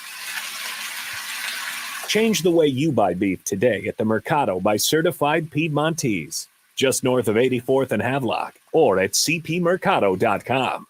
You spend more time in your garage than outdoors in the wintertime. Isn't it time to get it organized? Call Travis at Classic Garage Solutions for his variety of organization packages. Turn your garage from a cluttered mess to a clean, organized space that'll be envy of the neighborhood and something you can be proud of. You don't need to bring the same clutter from last year into the new year. Travis has storage options for cabinets, monkey bar shelving, or slat wall, and more. Call Classic Garage Solutions today at 402-730-1638. Hi, Sean Callahan here of HuskerOnline.com, inviting you to join us here on 93.7 The Ticket every Saturday morning now in our new time. We're on from 8 to 9 with the weekly Husker Online radio show. We'll give you the latest in recruiting. We'll talk about what's going on with both football, basketball, and we'll probably share a few stories from the inside. It's every Saturday morning right here on 93.7 The Ticket. It's the Husker Online radio show from 8 to 9 a.m. Hi, this is Sean Callahan with Koppel Chevrolet GMC. New vehicle production has been increasing, but the lots will not be filling up anytime soon. In fact, most vehicles are being pre-sold and are leaving the same week as they arrive. If you want your new Chevrolet or GMC, this is a great time to build a vehicle and place an order. Our sales team will work right with you to build the exact vehicle you want. At Koppel, we appreciate your business and sell vehicles at a fair price. So come check us out or visit us online at koppelcars.com. My name is Rebecca. I struggled with depression for years. I also smoked. That was my world. Finally, I realized that smoking wasn't helping me. It was making my life worse. So I took control and I quit. Now I'm able to run again and take walks with my grandkids. My tip is there's another world out there, and it's a beautiful place to be. Call the Nebraska Tobacco Quit Line, 1-800-QUIT-NOW, 1-800-784-8669. Paid for by Tobacco Free Nebraska. Aired with the Nebraska Broadcasters Association and this station. Hi, welcome to Big Chain Bar and Grill. Can I get you a drink? Which game were you hoping to see? Doesn't matter. I don't know what channel the game's on anyway. Are you ready to order? Okay, here's your check. Come back and see us again, okay? What? Hey, welcome back into Upside. Slow down and enjoy the game at the Upside Bar and Lounge. Comfortable seating, plenty of screens, a great food and drink menu, and no one trying to shove you out the door. Come in, hang out, and take it all in at the Upside Bar and Lounge, open daily just east of 27th and Pine Lake. 93.7 The Ticket is proud to provide listeners with daily opportunities to win contests and prizes on our airwaves, and would like to take this opportunity to remind you of a couple rules. All participants must be 21 or older and wait 30 days after winning a prize before participating in another contest. Once you win, you have 30 days to pick up your prize at the KNTK Studios, 330 North 48th Street in Lincoln, or your prize will be forfeited. Thank you for participating in our contest, and thank you for listening to 93.7 The Ticket. Tune in to the Teammates Mentoring Hour each Wednesday from 6 to 7 p.m. on 93.7 The Ticket. Hear stories from the program started by Tom and Nancy Osborne and how it's changed mentors and mentees' lives and how you can be involved. The Teammates Mentoring Hour, Wednesday nights from 6 to 7 o'clock on 93.7 The Ticket and theticketfm.com. You want to feel important. You want to be a part of something bigger, something that matters and can help change things. You want to feel like you belong. We know. We felt that way too. And that's why we did something about it. We aren't just Army National Guard soldiers. We are normal people just like you. And together, we can make a difference. Take on your legacy. Visit NationalGuard.com to find out more. Sponsored by the Nebraska Army National Guard. Aired by the Nebraska Broadcasters Association at this station. Old School with DP and J. I learned this about the difference between the college game and the NFL. Every play is designed offensively and defensively for one guy to make a mistake, whether it's being out of your gap, forgetting the blitz, forgetting a check on offense, forgetting the snap count. In college, it might be explosive play, 15 yards, whatever you deem as explosive play. The pros, all of them are house. All of them are. The guy will hit his head on the goalpost. 93.7 The Ticket and theticketfm.com. Back to On the Block with Strick and Bach on 93.7 The Ticket and theticketfm.com.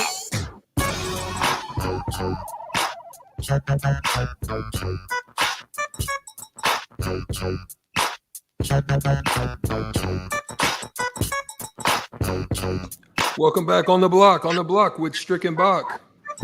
Strick here on 93.7 The Ticket. Thank you for joining us tonight. We're in the second hour, 5:25. We're going to talk about the Mass Marauders. Who is your best Mass Marauder? Text us on the Sutter Heyman text line 402-464-5685 in order to give us your biggest thoughts. Bach, there's a lot of Mass Marauders that have been out there throughout the time. We're talking about, all sports. We're not just talking about football. Obviously, they're Mass Marauders too, right? All of them. So you've got football, you've got soccer, you've got hockey. They're Mass Marauders too. So who is your greatest Mass Marauder of all time, Bach? And why? Yeah, well, and again, we're bringing this up because a few Nebraska basketball players might have to wear a mask in their game tomorrow on Thursday against Wisconsin. It's apparently a Lancaster County policy. There's a 10-day window where they have to wear masks. This is according to Robin Washut of Husker Online. They can't test out of it either, and all of Nebraska's previously positive cases have tested negative and were at practice today. So anybody that was kind of sitting out with the COVID that we know, like I said, the COVID, that's kind of something that some older people say. It's just COVID. But with having to sit out with COVID over the last several or just over the last week, some of those guys that did are going to have to wear masks. So that'll be interesting. Ultimately, I don't think it'll affect the game too much. I know some people probably have their different political opinions on that, but we don't need to go into that. So let's just jump into the conversation that you brought up. And to me, I always think, I don't know if he's the greatest, but to me, he's kind of the OG as far as really bringing it mainstream was Rip Hamilton, Richard Hamilton. Sure. You can he was. He had the injury. I believe it was even in the playoffs. I can't remember correctly, but so he wore the mask and then just started to become comfortable wearing the mask and playing like that. It was in the playoffs. It was 2004. Yeah, that's right. Yeah. And obviously they had some success at that time. The Pistons, that was kind of the Chancey Billups, Rasheed Wallace, Ben Wallace crew there, Tayshaun Prince, along with Rip Hamilton. And I just thought that kind of added something to his game. And he seemed to play better with it. He was more comfortable with it, even at post the injury, healing. And then kind of seeing him without it after a while looked like it just seemed like he was naked at some point. Yeah. Yeah. Rip was a classic. I mean, he would have that. He would have the hood. He would have. I mean, he would throw that thing on. It became a part of who he was. And he said it was a good luck charm to him, in the organization and the team. So he was just like, man, and he was a bucket. So shoot, could you fight him on that? I couldn't fight him. So Rip Hamilton, that's the classic now, but who's your guy? Well, you even said we could even bring up Rey Mysterio, so that's certainly a guy if you go back into the wrestling industry. But I mean, it's kind of fun when the better players get the opportunity or get to wear the mask, right? LeBron kind of wore this black mask. I don't know if it made him any better, but it kind of, people kind of poke fun of it. Kobe, of course, had to wear the mask. I like the fact that Evan Bland pointed out Manu Ginobili seemed to get better when he wore his mask as well. So it's always, you kind of wonder too, playing behind those type of masks that were kind of protecting usually nose injuries, how much it would really help, because I mean, it would still, I'm sure if you had a nose injury, it would still hurt significantly if you had a ball thrown at your face and the mask was there. But I suppose it helped a little bit. But those are, I kind of think of those main guys. If you go beyond the mask, there's obviously, other accessories that people have had that have been played well in it. Hoodie Mello is kind of a legend as far as playing off the NBA courts, where he seemed to get better. Untucked Kyrie, when he doesn't have his shirt tucked in at times, he gets balling. So I mean, it's kind of fun, just kind of the superpowers that we give these guys if they have a little bit of a difference, but sometimes it seems to help them. Well, one that I found that was pretty interesting, and when I look back on it, was the one I think that really brought it to light in football was LaDainian Tomlinson. So, he really had the dark mask where you couldn't see his eyes. So he would sit back there and, he was looking at where he was going to block or maybe where he was going to run. And as a linebacker, I remember playing football as a linebacker.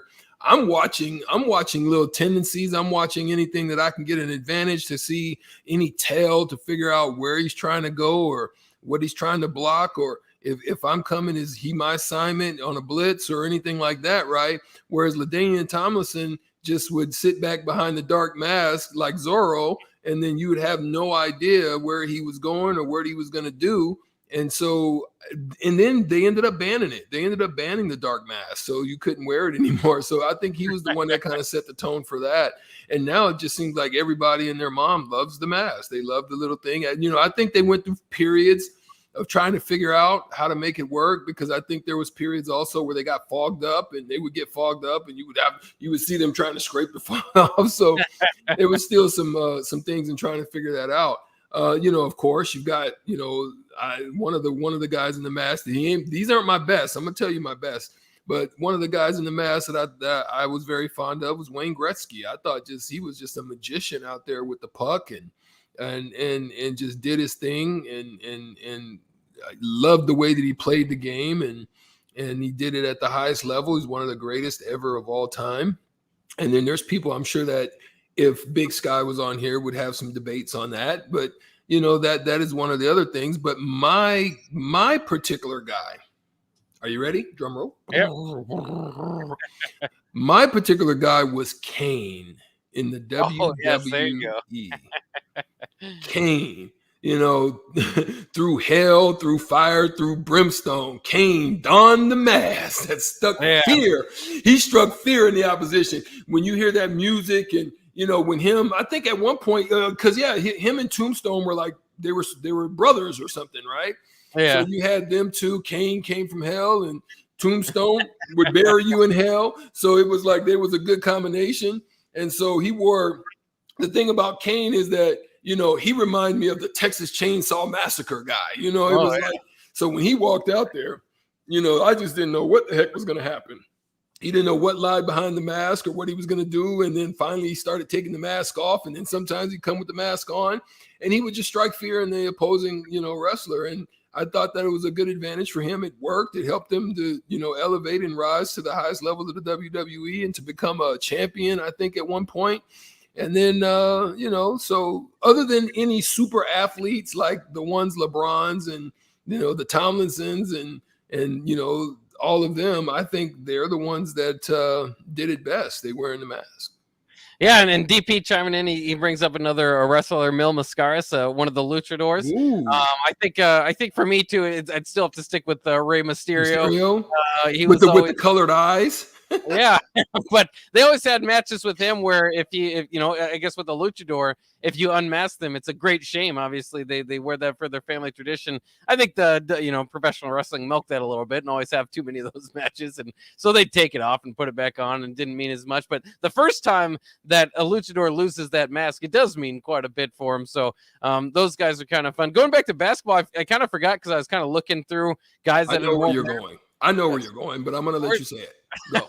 You don't know where I'm going. I was thinking of Joel Embiid. He had to wear his mask a little bit, and then the one that I remember is Kyle Korver was actually pretty good when he had to wear his mask for a second or two. So you're a young buck. You're a young buck. Yeah. I'm going to take you back. You ready? Yeah.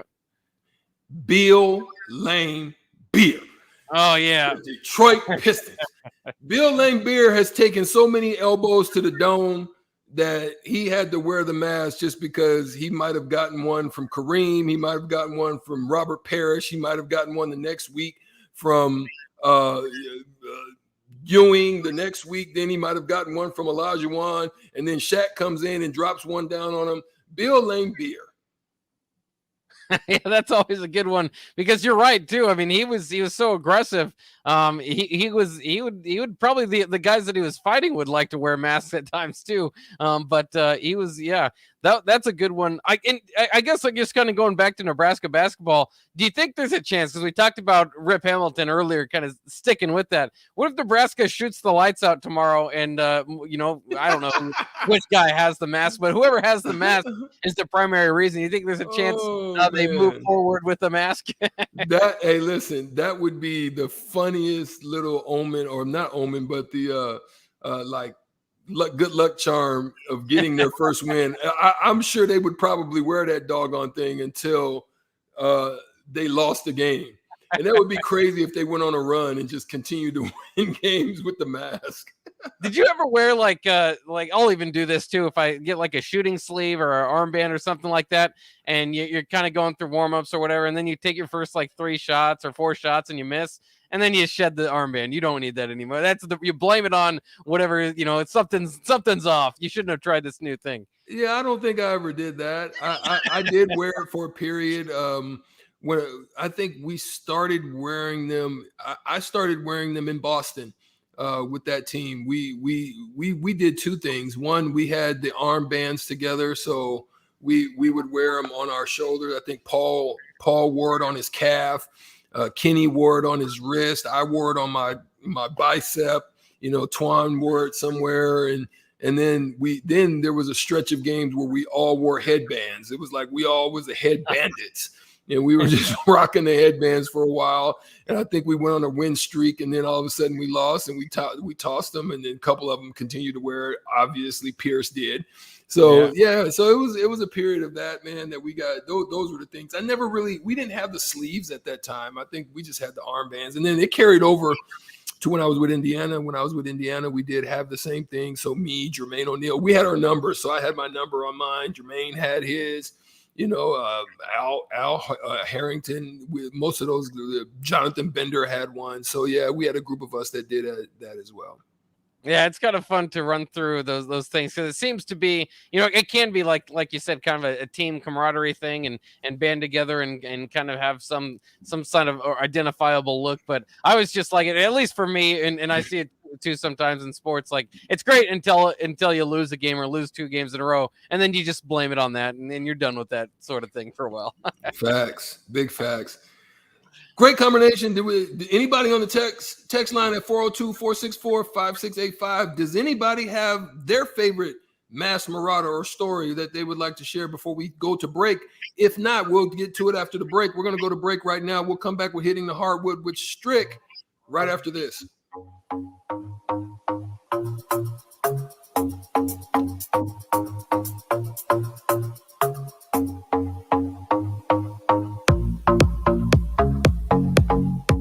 Hi, Sean Callahan here of HuskerOnline.com, inviting you to join us here on 93.7 The Ticket every Saturday morning now in our new time. We're on from 8 to 9 with the weekly Husker Online radio show. We'll give you the latest in recruiting. We'll talk about what's going on with both football, basketball, and we'll probably share a few stories from the inside. It's every Saturday morning right here on 93.7 The Ticket. It's the Husker Online radio show from 8 to 9 a.m. Tune in to the Teammates Mentoring Hour each Wednesday from 6 to 7 p.m. on 93.7 The Ticket. Hear stories from the program started by Tom and Nancy Osborne and how it's changed mentors and mentees' lives and how you can be involved. The Teammates Mentoring Hour, Wednesday nights from 6 to 7 o'clock on 93.7 The Ticket and theticketfm.com. This is your High School Minute.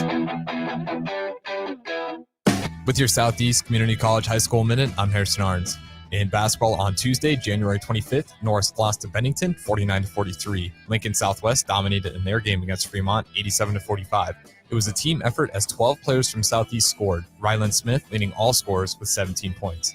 Lincoln Southwest now sits at 9-5 on the season. The Lincoln Southwest girls would lose to Fremont 49-45. Taylor McGabe for Fremont would lead all scorers with 21 points and would surpass 2,000 career points. Lincoln Pius lost to Omaha Scud 56-51. The Lincoln Pius girls would also lose in their match 45-39. Waverly beat Elkhorn 44-39. The Lincoln Lutheran girls would win over Bishop Newman 28-14. In cross-country news, Fremont's Ellie Dahl has been named the Gatorade Cross Country Runner of the Year. This has been your High School Minute, sponsored by Southeast Community College, with locations in Lincoln, Beatrice, and Milford. Learn more today at southeast.edu. You want to feel important. You want to be a part of something bigger, something that matters and can help change things. You want to feel like you belong. We know. We felt that way too. And that's why we did something about it. We aren't just Army National Guard soldiers. We are normal people just like you. And together, we can make a difference. Take on your legacy. Visit NationalGuard.com to find out more. Sponsored by the Nebraska Army National Guard. Aired by the Nebraska Broadcasters Association at this station. 93.7 The Ticket is proud to provide listeners with daily opportunities to win contests and prizes on our airwaves, and would like to take this opportunity to remind you of a couple rules. All participants must be 21 or older and wait 30 days after winning a prize before participating in another contest. Once you win, you have 30 days to pick up your prize at the KNTK Studios, 330 North 48th Street in Lincoln, or your prize will be forfeited. Thank you for participating in our contest, and thank you for listening to 93.7 The Ticket. Hi, welcome to Big Chain Bar and Grill. Can I get you a drink? Which game were you hoping to see? Doesn't matter. I don't know what channel the game's on anyway. Are you ready to order? Okay, here's your check. Come back and see us again, okay? What? Hey, welcome back into Upside. Slow down and enjoy the game at the Upside Bar and Lounge. Comfortable seating, plenty of screens, a great food and drink menu, and no one trying to shove you out the door. Come in, hang out, and take it all in at the Upside Bar and Lounge, open daily just east of 27th and Pine Lake.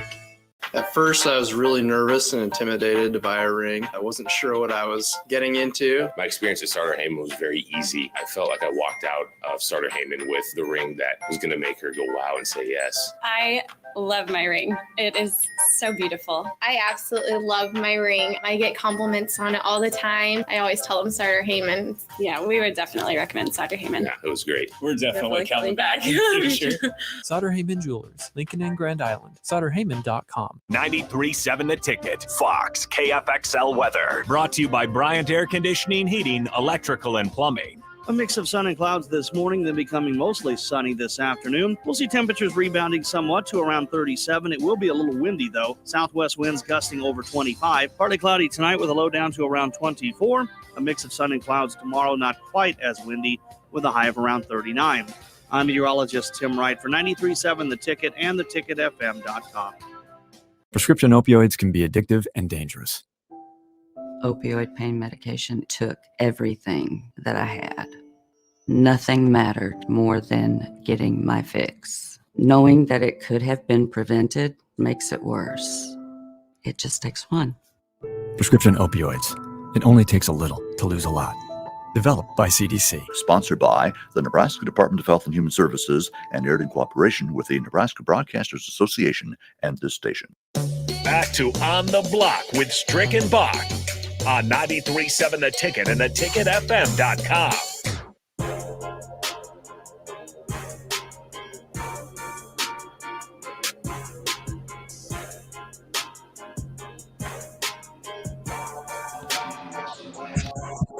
Wrapping up things here on the block on 93.7 The Ticket, but it's not wrapping up things here on the Ticket in totality because Ticket Weeknight's just around the corner and it's going to be a good one tonight. Teammates Mentoring Hour will welcome in the legend Tom Osborne along with Des Moines Adams. So that's coming up here from 6 to 7. So definitely want to stay tuned for that. And then, of course, Riffing with Raph, which has been going for a few weeks with Raph and AD, has been excellent so far. So they've got their show from 7 to 9 tonight as well. Ticket Weeknights are in fuego, so do not go anywhere once we wrap up here. But it is time for us to wrap things up with Hitting the Hardwood with Strick here on the block. And so we do our daily NBA segment to round out the show. And today I wanted to talk about the Clippers and their big comeback win against the Wizards. They were down 66 to 31 with 1 minute and 20 seconds left in the first half, and they ended up winning this game. This was a 35-point comeback that they did without Kawhi Leonard and Paul George, by the way.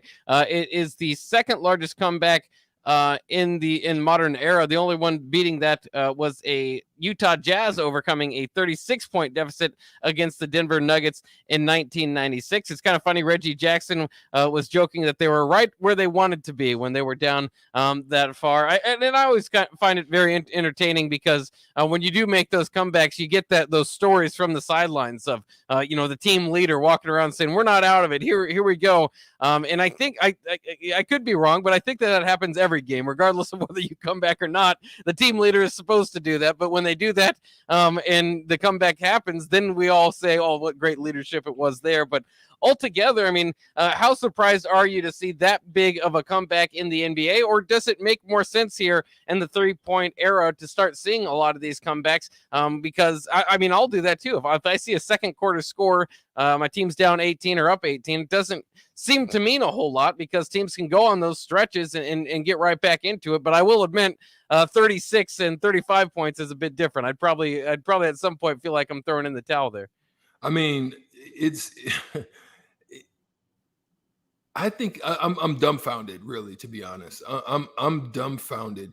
One, this team we've talked about in the past is down right now, right? No Kawhi Leonard, no Paul George, right? So we talked about some individuals that is going to be needed in order to step up, right? The Wizards aren't a bad team. So you would normally see that happening against a just horrible team, right? That just don't have any pieces. And they get on a run or you shoot bad, and then all of a sudden you get back to your norm and you can clip a team that's just that bad. They just don't shoot bad and they don't shoot well or whatever the case may be, or they don't have great facilitators, because in the 3-point and in the fast and the quick shots, is what gets you clipped in those situations. If you don't have an interior game where you're just shooting perimeter jumpers, right? You're a perimeter dominated team with nothing on the inside, whether it be by way of penetration or it's just going to someone like a Joel Embiid or a Jokic who can get you something, right? The game is to just break it down into segments, timeout to timeout. You're down 36, so you play a game within your head. Okay, by the let's see, there's 12 minutes. So by the second timeout, we want to have it down to 21 or 20, but under 25. And then so that'd be around the 8-minute mark of the third quarter, right? So then by the end of the third quarter, you want to have it under 20 in that close to 15-point range. And then by the beginning of the first two timeouts of the fourth quarter, you want to be pressing towards the just above the 10-point mark, right?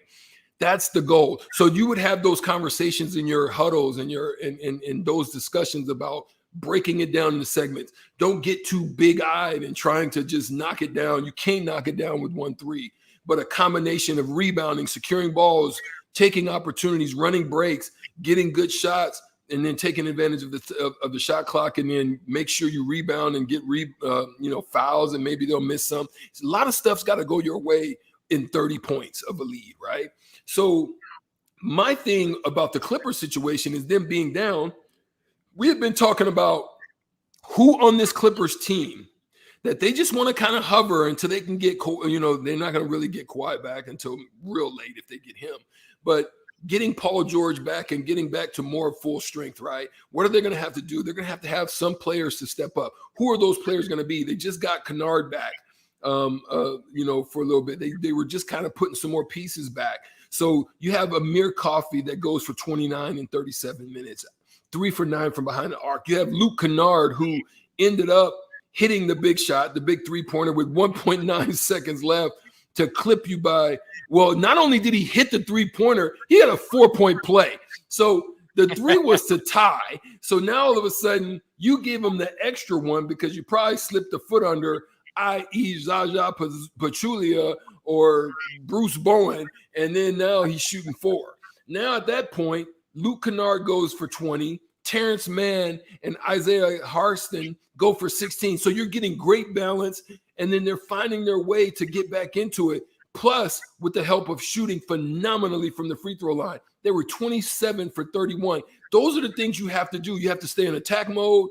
You have to continue to let everything go for you. You have to defend, and you have to secure rebounds. All of the things that Nebraska basketball is not doing right now. But if they do that, they would win games like this.